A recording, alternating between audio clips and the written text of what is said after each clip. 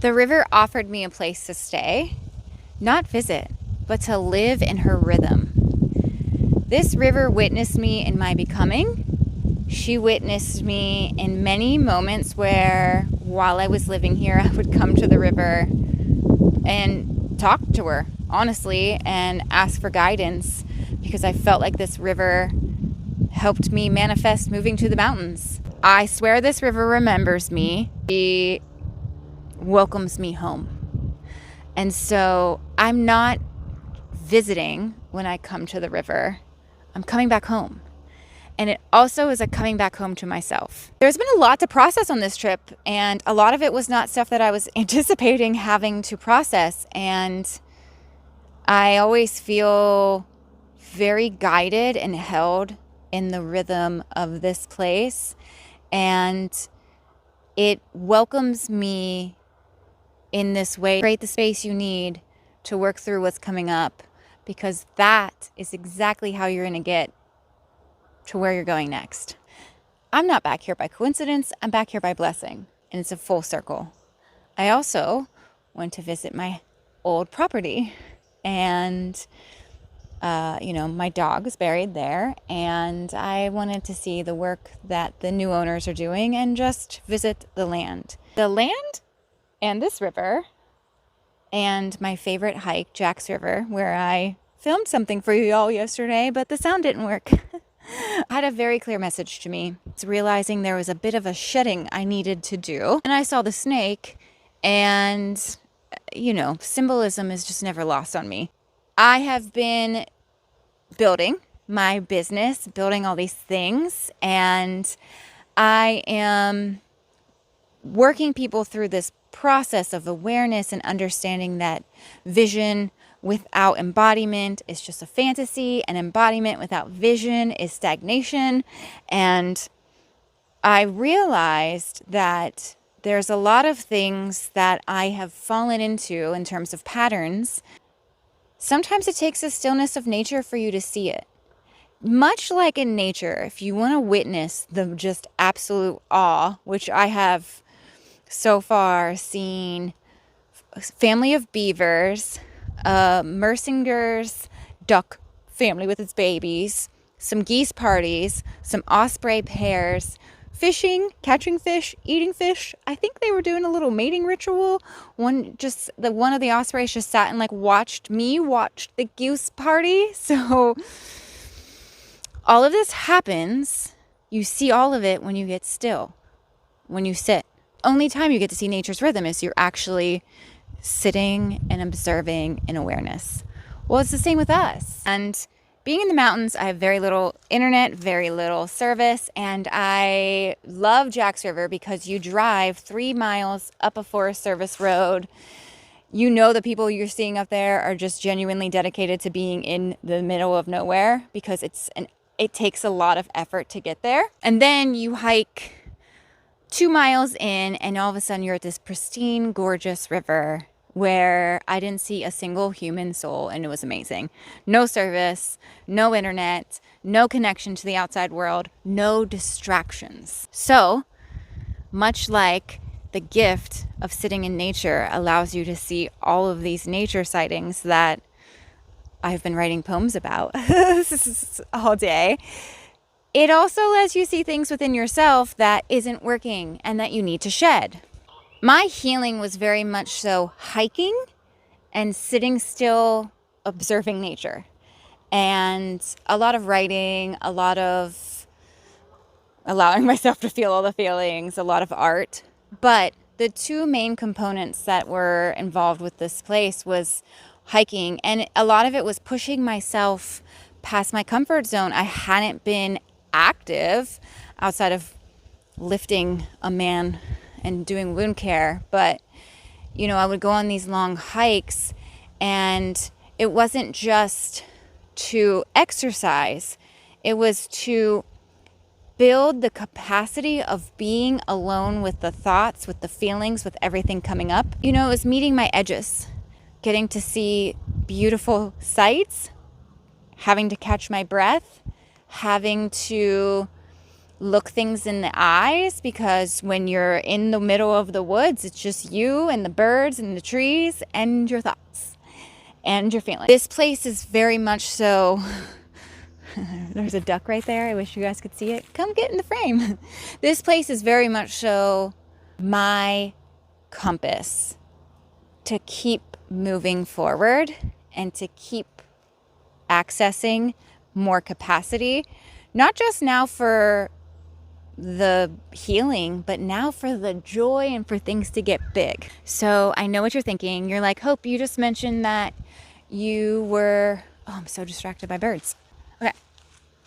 So I know that you're thinking you were just talking about leaking energy and the mountains, the water, the river, the birds, the snake, making it all very clear to you. So I have this habit of leaking energy in 3 ways.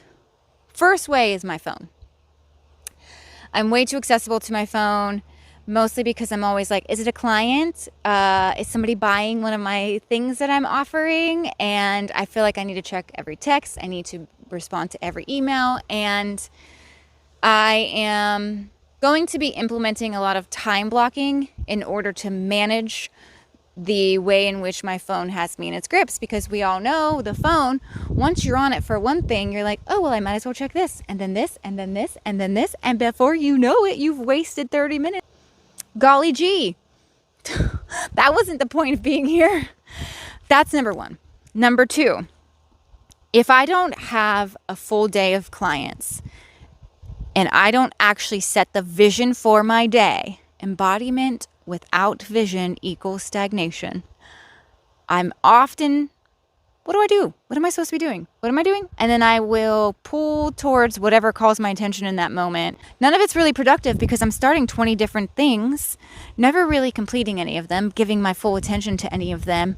And it's probably not even anything that's high priority within the vision. It's just whatever comes to my mind in that moment. And having my brain left to its own devices can be fun. And I do have to allow space for that, being a creative. Also, trying to build, I have to have the vision clear in my mind each day. It's become very clear to me that on days where I'm not completely booked up, I need to set the vision so I'm not leaking energy with, what am I supposed to do with my time? It's like a little tornado, for real. The other way I leak energy is attention seeking. And this is, let's say I haven't had a connection with somebody and I'm craving that.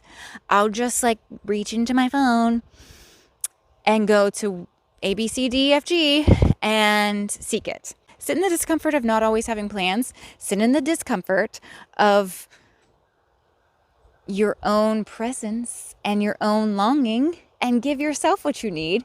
Because when I actually push through that and I'm 100% okay in my own energy and without having the connections that I'm craving in that moment, that's usually when a big breakthrough comes through.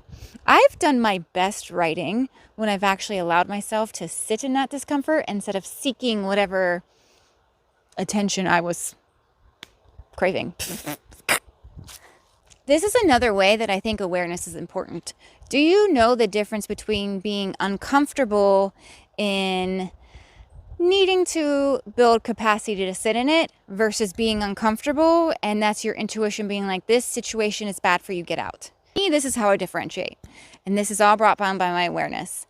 If I'm uncomfortable and it's just that I need to learn to sit still for a minute, I need to stop running away from whatever feeling is coming up, I need to stop seeking whatever attention I'm seeking, it's more of a need to like move in my body or like this desire to be somewhere else.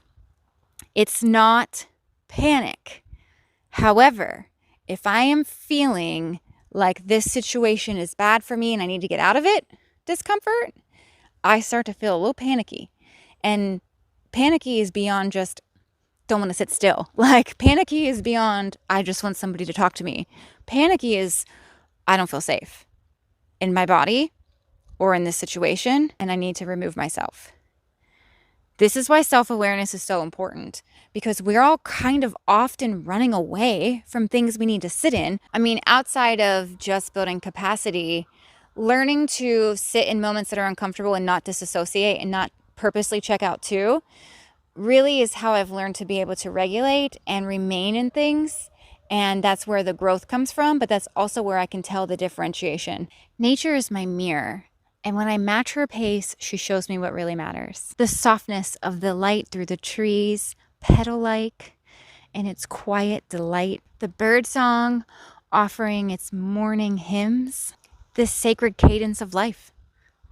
Of being able to remember that life is poetry. There's 1,000 sacred moments asking us to witness it. It's the art of noticing. And when you practice the art of noticing, that's when magic really happens. And that's also when you get to see all of the things within you that could use some work. As long as you're also noticing all the things within you that are beautiful and poetic. Everything I'm building is asking more of me. And not more effort, more alignment, more embodiment, more clarity. And when you have all of those, anything that you're visioning can happen. When you know which steps to take and you're embodied in actually showing up as the person who can hold this vision, ooh, ooh, ooh. Life is so beautiful then. And that's what nature's trying to remind us of. Rhythm. There's such a rhythm. There's such a pace. There's such an intentionality. There's so much purpose. There's so much that feeds off of each other. There's so much clarity. You only see it if you make some space for it. Everything I'm offering is loud. Like these geese right now. It wants to come out. It is going to come out. My ideas will not stop. And life is really, really, really here to remind me that this calling is my calling on purpose. It was given to me because I can do it. And I'm going to be the one to be able to have the vision and to embody it and to follow through. That my healing was never meant to end with me. I know that so clearly in my body. I can feel it inside of me in a way that is, it's my heartbeat.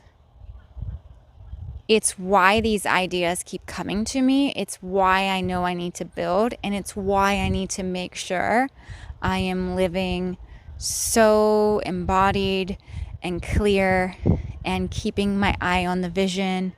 And it's because when something feels that for you, you can't help but make it happen.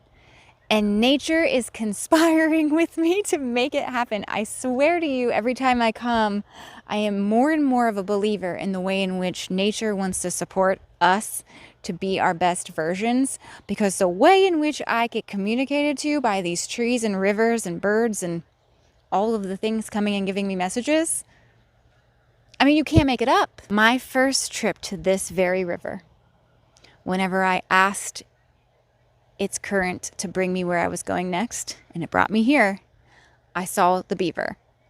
And I looked up what a beaver symbolizes because I had never seen a beaver in real life before. And it was all about dreams and the way we make them into reality and the way we building. Beavers are master builders. I remember the symbology of the beaver, and then I remember there was a change in direction I was taking in my life once I lived here at my old place, and I saw a beaver. Build a dam. You just let the beavers have their moment. I got here yesterday and was greeted by beavers. For a girl who's never seen a beaver in her whole life, to see a beaver when you first show up at the river that just like called you back home, when you are in the process of building, just feels like nature's way of saying, keep going. You got this. Don't give up. Don't lose sight of the vision. Don't forget who's capable. You are. While I continue to soak up the quiet alchemy of Earth's kissing. Ooh, where'd that sentence come from? We love it. The quiet alchemy of Earth's kissing. Hello. While I'm finishing and soaking this up, just know that I am the accountability girly that will also come and check in with y'all and say, hey, guess what? I have changed some things. I have stopped leaking energy. I have made some containers of space where I can be extremely focused. And this is what I've learned, because my process and my learning and my growth has always been to share. Now that I'm thinking about this whole alchemy, is that everything that I've been processing is to be understood and to be shared. It's to be turned into little treasures that I then come bring to other people's lives. And I really do believe my entire journey of healing and coming back to hope is alchemy, because I've taken everything that I've gone through and I have turned it into my message. This was not planned, but it's a regular occurrence on this river, and I love it so much, and I'm thankful for my few days I get here, and I'm so blessed. I'm so blessed. I'm so blessed. I've been putting my energy into some of my in-person events, which sold out event with my friends, and it was just magic. Oh, watching the energy exchanges in that room. And then I had my first solo event.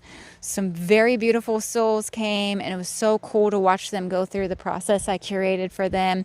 Very similar one to one I've experienced personally. There is an actual geese parade happening behind me. And so since my attention has been on in-person things, I've been a little MIA on YouTube, but I will be back weekly.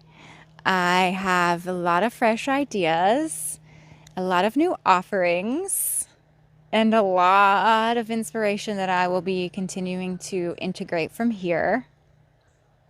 Honestly, I almost feel like I should just get out of the way and let y'all see really the magic. Hi geese, I love you so much. Thanks for floating by. I hope you have the time of your life. I've got to go see a client, and I will be back out here ending my day, my last night here. But it was sweet, and it was very unexpected, and it's blessed my entire world again. And if that sounds dramatic to you, you need to spend some more time in nature and let it change your life, because woo! When you conspire with Mother Earth, may your days be dappled with wonder and rooted with grace. Those words came from her.